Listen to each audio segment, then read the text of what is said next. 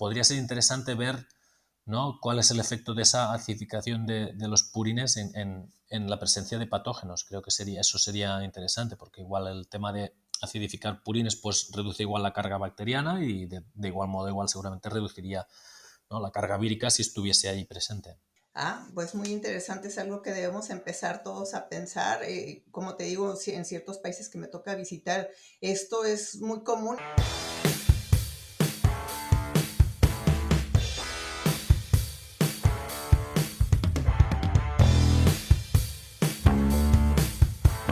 Muy bienvenidos a toda nuestra audiencia de CerdoCast, la referencia a los grandes investigadores prácticos, etcétera, de la porcicultura. El día de hoy tengo el gran gusto de presentarles al doctor Carles Vilalta. Carles es un epidemiólogo, médico veterinario, epidemiólogo e investigador en el IRTA, Cresa de Sanidad Animal, en Cataluña, España. Carles estudió medicina veterinaria y un doctorado en la Universidad Autónoma de Barcelona. También tiene un postdoctorado en epidemiología en la Universidad de Minnesota, donde se unió al grupo de investigación del proyecto de monitoreo de salud porcina de Morrison, que es uno de los esfuerzos más grandes que hay hoy en el mundo acerca de la epidemiología y visualización de datos del virus de PIRS. Y además, Carles está en estos momentos estudiando un máster en bioestadística y bioinformación, ya que con el doctor Alonso comparte la pasión y, como le llama él, la curiosidad por analizar datos, extraer al máximo el valor de ellos y resolver los problemas cotidianos de la industria porcina. Carles, muy bienvenido y muchísimas gracias por aceptar esta invitación a CerdoCast. No, gracias a ti, Laura, y gracias a CerdoCast por la invitación, ¿no? Siempre es un placer volver a hablar con amigos y más sobre la industria porcina, algo que nos gusta. Así es, y que nos gusta demasiado, Carles. Carles, antes de hablar del tema específico que queremos tratar contigo, no puedo dejar de hacerte la pregunta de, en este momento para ti, ¿cuál es el gran reto o los grandes retos que tenemos para el control del virus de PIRS, ya sea sanidad, epidemiología? ¿Qué nos platicas en un momento en el que, con mi experiencia, yo creo que también con la tuya, la verdad es que no estamos realmente teniendo el control de este virus en cualquier parte del mundo en la cual visitamos? Adelante, por favor, Carles. Gracias, Laura. No es una pregunta sencilla, pero creo que este virus es un virus complejo, ¿no?, como ha demostrado a lo largo del tiempo. Ha tenido, creo, también déjame apuntar que ha habido grandes mentes pensantes intentando resolver este problema, no solo en la parte de la ciencia, sino seguramente también en la parte de la industria, que hay gente muy, muy valiosa, aunque no estén en la primera línea. Y creo que no lo conseguimos controlar, y creo que, al menos en mi punto de vista, ¿no?, uno de los principales retos es que no conseguimos entender del todo la epidemiología de este virus. Es cierto que somos capaces de erradicarlo, ¿no?, somos capaces de controlarlo y tenemos claras ciertas herramientas que son útiles, pero de vez en cuando nos golpea y no sabemos muy bien cómo ha pasado o por dónde ha pasado o qué ha pasado, ¿no? Entonces, la primera sería, creo que nos falta seguramente algún rinconcito por entender de la epidemiología de este virus y cómo puede ser que entre en explotaciones donde la bioseguridad es máxima. Esta sería la primera parte. La segunda yo creo que estaría más enfocada, establecida al control, ¿no? Sí que tenemos vacunas que son eficaces porque demuestran ser eficaces y así lo tiene que demostrar el registro, pero una vez estas vacunas se aplican en el campo, no son esterilizantes, y yo creo que sería interesante, ¿no?, que en algún momento poder disponer de alguna vacuna que fuese esterilizante, ¿no?, y que impidiese la infección de los animales. No sé si esto llegará o no llegará, o llegará primero a animales que sean genéticamente resistentes, pero creo que estas serían para mí las dos vertientes que nos falta entender de este virus. Interesante el reto que nos dejas, porque como bien dices, ya casi 38, 40 años con este virus, como bien dices, muchísima gente involucrada en todas las diferentes áreas de la producción porcina. Y bueno, entre todos no hemos podido, como bien lo acabas de decir, y yo creo que ese es un punto muy importante para nuestra audiencia, que sepan que tenemos, como dices, manera de controlarlo, manera de eliminarlo, pero tarde o temprano vemos estos brotes, como lo estamos viendo hoy, que son brotes muy importantes en diferentes partes del mundo y que necesitamos entender exactamente qué es lo que tenemos que hacer, en lo que llegan cualquiera de las dos opciones que nos has dado, que son muy importantes, ya sea los cerdos resistentes o una vacuna esterilizante. Excelente punto. Carles, como te decía antes de que iniciáramos la introducción, voy a hablar a la mexicana y quiero decirle a toda nuestra audiencia que Carles es, desde mi punto de vista, el único investigador en el mundo que ha decidido tomar el toro por los cuernos y estudiar un punto muy importante y el cual creo que teníamos muy descuidado, que es la importancia que juega los purines, el excremento, como le llamamos en diferentes partes del mundo, en cuanto a la difusión del virus, en cuanto a una contaminación lateral en las diferentes partes del mundo. Carles, ¿nos puedes platicar, por favor, qué es lo que estás haciendo, cuáles son tus estudios, dónde van los resultados que estás teniendo, por favor? Sí, no, antes que nada, déjame poner igual en antecedente a todo el mundo, ¿no? ¿Por qué los purines? ¿No? Exacto. Entonces esto, yo creo que aquí tengo que agradecer mucho a la Universidad de Minnesota y ser parte del Swine Health Monitoring Project, porque están haciendo un trabajo excelente en la recogida de datos y yo creo que esto es lo que permite después poder desarrollar, ¿no?, hipótesis y nuevas teorías. Entonces el tema de los purines no surge al azar, surge durante este periodo de tiempo en Minnesota, ¿no?, después de ver los datos de la incidencia de PIRS.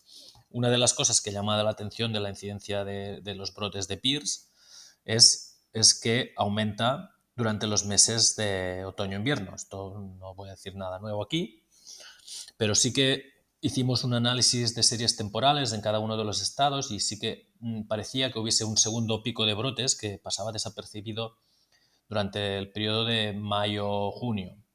Entonces esto sí que es un poco atípico, ¿no? Uno no espera, ¿no?, con los conocimientos o con las teorías que corren, ¿no?, de que el virus se puede expandir muy bien por aire en épocas frías. Claro, mayo-junio no es una época precisamente en el que haga frío.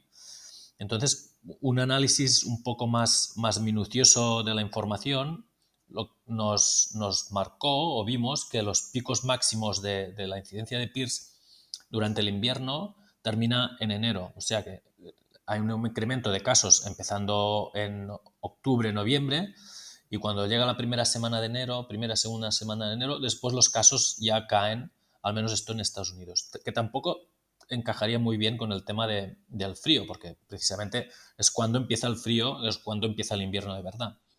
Entonces vimos que allí quizá podía haber algo que no terminamos de entender muy bien, ¿no? Y justamente buscando factores que pueden hacer que incrementen esta casuística de casos durante el otoño, lo que vimos y lo que sabía que era Vox Populi era que, ¿no?, que se estaban esparciendo los purines, ¿no? Y esto yo creo que está en el imaginario de mucha gente, ¿no?, que podía tener algún tipo de relación, pero tampoco nadie le daba mayor importancia porque, bueno, está muy bien aceptada la teoría, ¿no?, que en la época fría hay mayor dispersión de virus. Entonces lo que hicimos fue un estudio sencillo en cuanto a diseño, pero complicado y complejo porque hace falta tener un programa como el Soil Health Monitoring Project ahí en marcha para poder recoger esa información. Y entonces lo que hicimos durante todo un año estuvimos siguiendo todas las granjas que tenían brotes y les preguntábamos a estas granjas que habían tenido un brote, ¿no?, cuándo habían hecho su último manejo de purines, qué es lo que habían hecho, qué tipo de recipiente tenían, si tenían un deep pit o tenían una balsa exterior. Bueno, y recogimos una serie de informaciones. Entonces, los resultados de este estudio fueron un poco sorprendentes en el sentido de que nos dimos cuenta de que existían dos épocas en las cuales se tiraban purines. Una era en otoño, coincidía, un mayor mes era octubre o noviembre, con un mayor número de granjas de madres repartiendo purines, pero luego la otra, y curiosamente, era en mayo. Actualmente era el segundo mayor pico de granjas que tiraban purines, o sea que era incluso mayor que, por ejemplo, el mes de noviembre. Entonces esto ya fue un poco sorprendente ver que un número de granjas de cerdas están tirando purines durante ese periodo de tiempo que casualmente coincide con lo que te comentaba, ¿no? Que había un patrón en algunos estados donde parecía que hubiese un segundo pico más cercano al verano. Entonces, ahí lo que vimos, una es esto, y lo segundo que vimos es que cuando empezábamos a ver la diferencia entre una granja que empezaba a agitar los purines y hacer todo realmente la preparación para luego posteriormente tirar esos purines en un terreno, lo que vimos es que un 25% de las granjas que hacían esa preparación, ¿no?, tenían un brote de PIRS en los siguientes 15 días, desde que empezaban a trabajar el tema de los purines. Y si ampliamos este periodo de riesgo a un mes, que es un periodo de riesgo creo que bastante probable, considerando un periodo de incubación, ¿no?, hasta que tú ves una casuística clínica, el número de granjas que tenía un brote de PIRS después de manejar los purines subía hasta el 40%. O sea, un 40% de granjas tenía un brote de PIRS después de empezar a trabajar con el tema de los purines. Entonces ahí yo creo que, y esto era independiente de si esto sucedía en otoño o sucedía en primavera, o primavera tardía o verano temprano. Entonces, creo sinceramente que ahí hay una relación muy importante entre estos dos eventos, ya sea, la causa no la sé, pero ya sea porque pues, el virus está latente en el purín, ya sea porque hay un número grande de granjas que están esparciendo purines en el exterior durante esos periodos y eso favorece que haya transmisión de virus. No sé, pero ahí es lo que vimos. Entonces ahora los compañeros de la Universidad de Minnesota están haciendo algunos estudios, pero por mi parte estamos intentando ver cuál puede ser la relación, más que nada a nivel de riesgo, ¿no?, y de análisis de redes, ¿no? Sería ver cuál es ese riesgo, ¿no? De si yo tengo mis purines y voy a tirarlos a una finca, cuántas granjas puedo realmente afectar, ¿no?, partiendo desde de esta granja, y esto es en parte es un trabajo que está haciendo ADA, la empresa que se llama ADA, está recogiendo esa información. Entonces, bueno, estamos también recogiendo otra información para ver si hay algún tipo de relación y esto es un poco lo que ahora actualmente estamos enfocados. Es un virus que es complicado de detectar en purines porque una gran cantidad de material orgánico digamos, lo puedes detectar por PCR y te saldrán seguramente unos CTs muy altos, pero bueno, no se descarta que pueda estar ahí, ¿no? Es complicado. Actualmente la detección y la extracción de material genético de los purines no es una técnica fácil y la idea sería emplear algunos métodos de ultrafiltración donde podamos concentrar, ¿no?, y extraer, depurar ese material genético para poder luego intentar detectar por PCR a ver si el virus está allí o no. Y esto sería en un nutshell lo que resumen. Carles, tú lo has dicho, esto, el Swine Health Monitoring Project nos ha ayudado muchísimo a ver eso, porque ya veíamos esas tendencias. Siguen ustedes haciendo, porque creo que no hay otros proyectos en el mundo que estemos recopilando esa información por lo que tú quieras, porque no hay dinero, porque no nos interesa, porque según nosotros no vemos esas tendencias. Pero ustedes, tu equipo, ¿lo han visto repetitivo en otras partes del mundo? Como decías tú, Ada y otros investigadores están trabajando sobre este punto. Pero ¿lo ves repetitivo? Y te hago esta pregunta, Carles, porque tú acabas de mencionar, es difícil detectar al virus, etcétera. Entonces, mucha gente tiende a decir, eso no es importante, eso realmente todavía no le vemos esa importancia. Y seguimos en el mundo. Hay países donde esto es de lo más normal. Hay otros países, como dices tú, todo depende cómo se maneja el excremento. Pero sí quisiera que nos aclares un poco más hacia todo el público que nos está escuchando la importancia de todo lo que nos acabas de decir o en un momento determinado, cómo podríamos nosotros hacer seguimiento en otras partes donde tenemos muy alta densidad porcina para ver que este es un punto importante y que puede ser, aunque porque no podemos poner en una burbuja nuestras granjas. ¿Qué, qué nos dices? ¿Qué nos recomiendas para que podamos pensar en este punto tan importante? Bueno, aquí tengo un pequeño proyecto que intento ver, ¿no?, la epidemiología de PIRS en la región donde estoy, en Cataluña.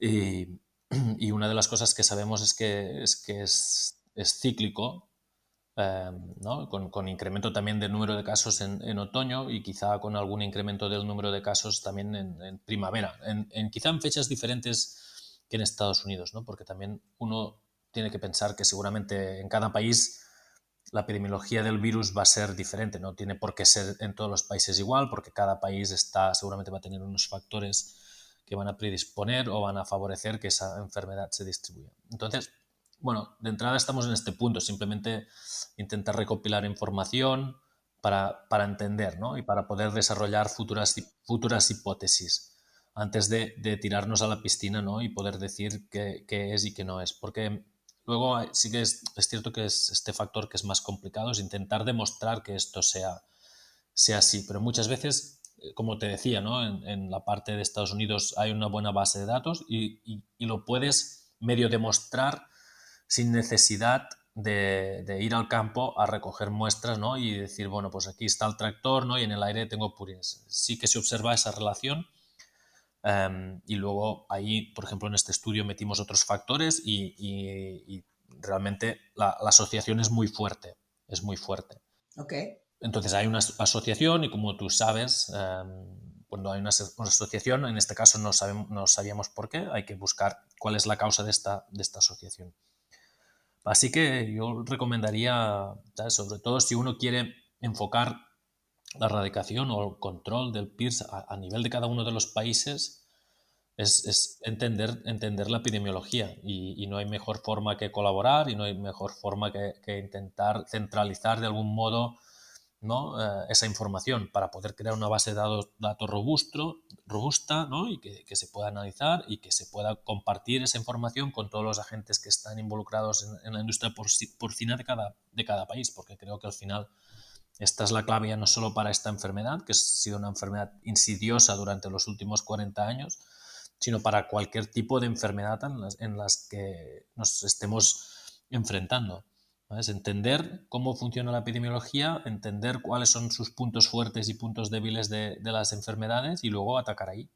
Carles, de acuerdo a los estudios, de acuerdo a lo que tú estás viendo, esta transmisión que como dices es clara y sobre todo lo veíamos mucho en septiembre, octubre, siempre lo decimos así mismo también aquí en Canadá, pero ha aumentado esta transmisión que estamos viendo o esta relación con estas nuevas cepas hipervirulentas que están circulando en el campo, o tú considerarías que no es, vamos a llamarle así, cepa dependiente, que es más bien relacionado a la cantidad de granjas que han estado infectadas con el virus de Pierce, que la manera en que guardan esos purines?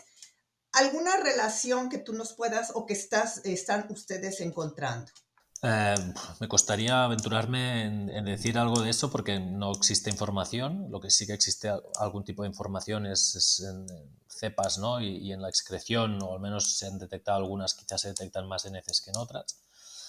Pero lo que te diría es que seguramente estas cepas que tienen una capacidad de replicación alta, al producir más virus, ya sea o excretar más virus, ya sea por la vía que sea, ¿no? Seguramente van a favorecer, ¿sabes? Ya no solo esta vía, sino todas las vías, porque esas granjas están en plena ebullición de virus y sabemos que estas cepas pueden llegar a producir hasta 10 veces más virus que otras cepas. Entonces, con cepas hipervirulentas yo creo que todas las vías se ven afectadas y se ven potenciadas, ¿no? Entonces, en menor grado deberíamos ver las otras cepas qué es lo que hacen.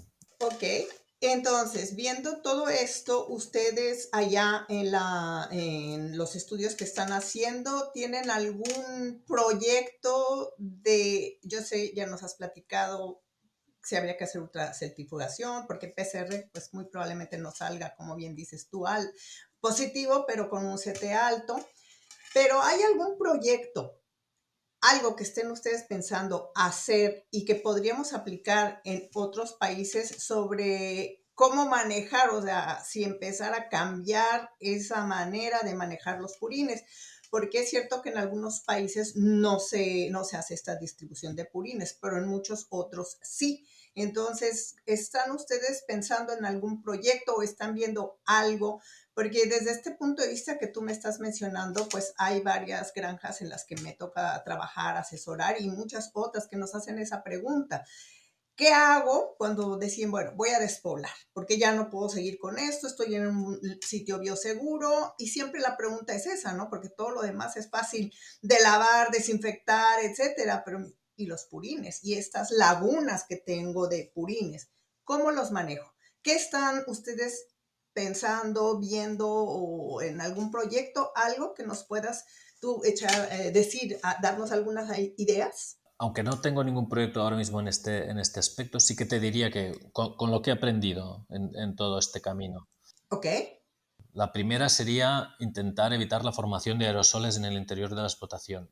O sea, cuando las granjas que tengan que agitar purines, que no son todas ni en todos los países porque también depende de la construcción y de la regulación de cada uno, de cada estado, ¿no? Las que tengan que agitar purines debajo de la explotación, minimizar la formación de bioaerosoles, quizá agitando muy bajas revoluciones, no rompiendo esa crosta que se forma encima del purín para evitar que suba para arriba y luego, por ejemplo, tener un protocolo de ventilaciones.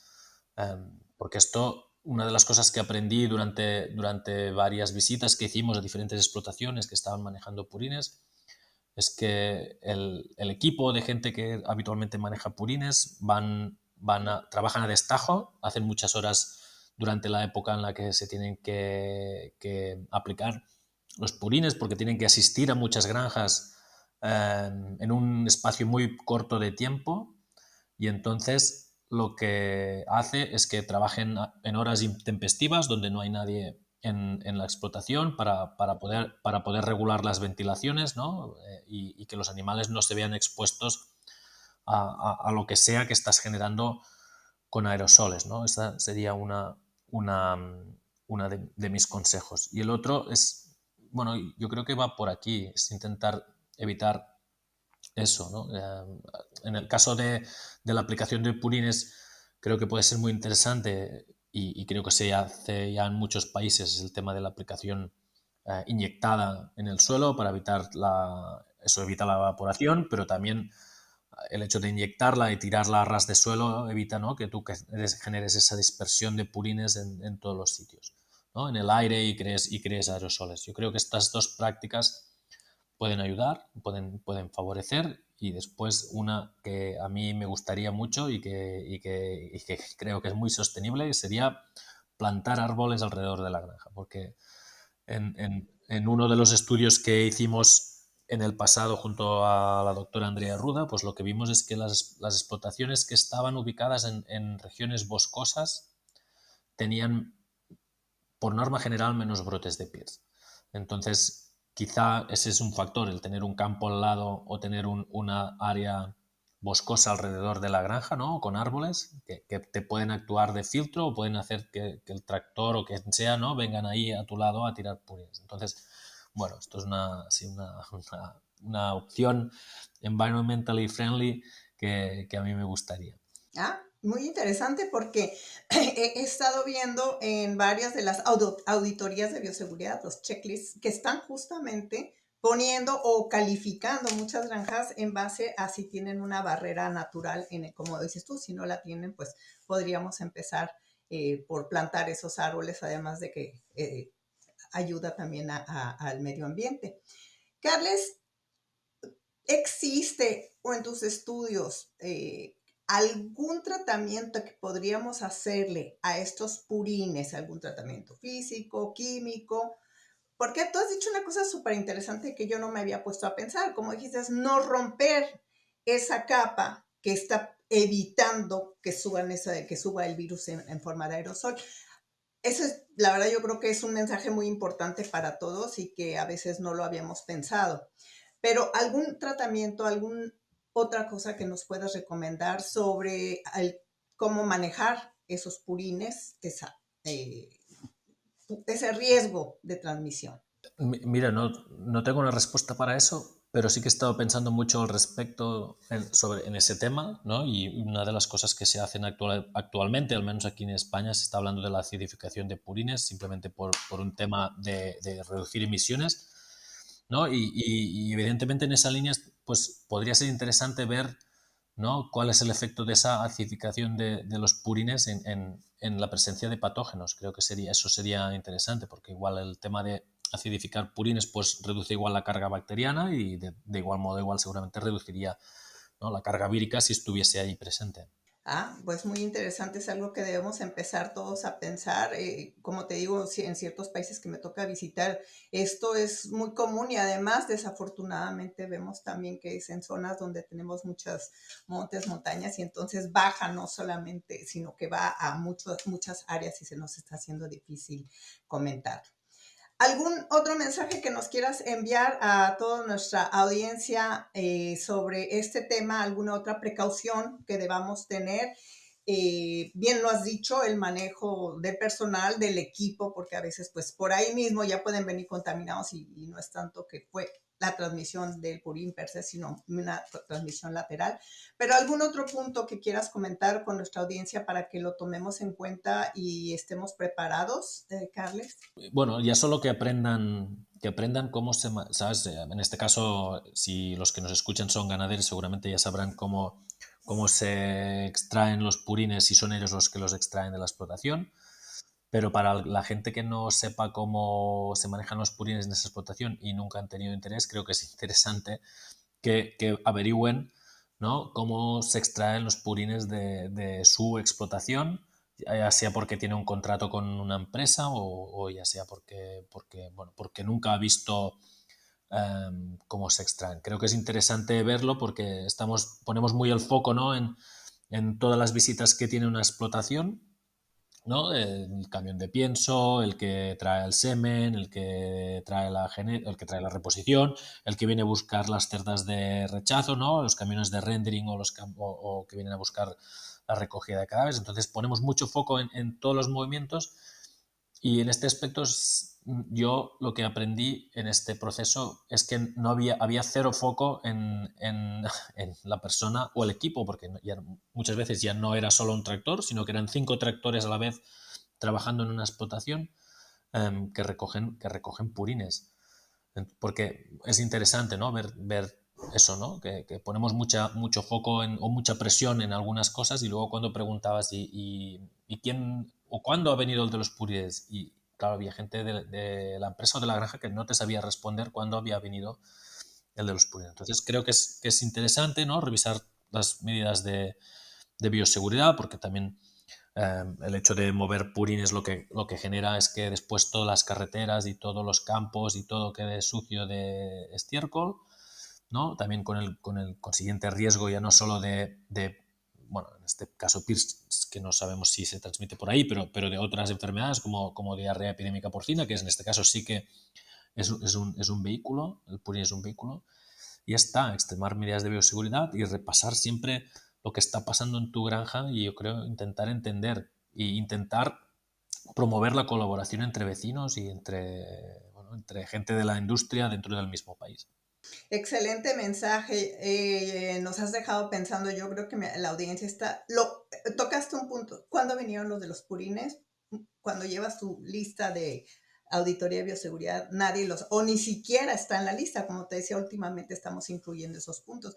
Así que nos has dejado mucho para pensar, mucho para digerir y seguramente vas a estar recibiendo muchas preguntas de parte de nuestra audiencia acerca de qué podemos hacer de forma independiente cada uno, como tú lo has dicho, cada granja es un mundo y cada granja lleva un manejo diferente. Y otro punto que también, Carles, nos has dejado mucho, esto de recopilar la información, de no tenerla nada más guardada para mí, sino de ir haciendo bases de datos y con gente como tú y con tu equipo, poder analizar esos datos, o sea, no solamente llenarnos de papeles, sino darle un uso adecuado, un uso, ahora sí que valga la redundancia, útil a esta información y seguramente que en el futuro vamos a volver a contactarte porque a mí ya me dejaste tarea para el 25 en la cual toda esta información, además de que la voy a hacer más completa, pues voy a esperar que muchos de nuestros productores en diferentes partes del mundo quieran participar en un proyecto como este. Me has dejado esa tarea y seguramente la vamos a hacer. Carles, te agradecemos muchísimo y siempre cuando terminamos nuestra entrevista, le preguntamos a nuestro entrevistado si quiere recomendarnos a alguien más que pueda participar, que nos pueda dar ideas, ya sea de tu tema o de un tema diferente para toda nuestra audiencia. Nuestra audiencia es Latinoamérica, pero ahora conforme voy caminando por el mundo ya me dicen que en todas partes de habla hispana nos están escuchando.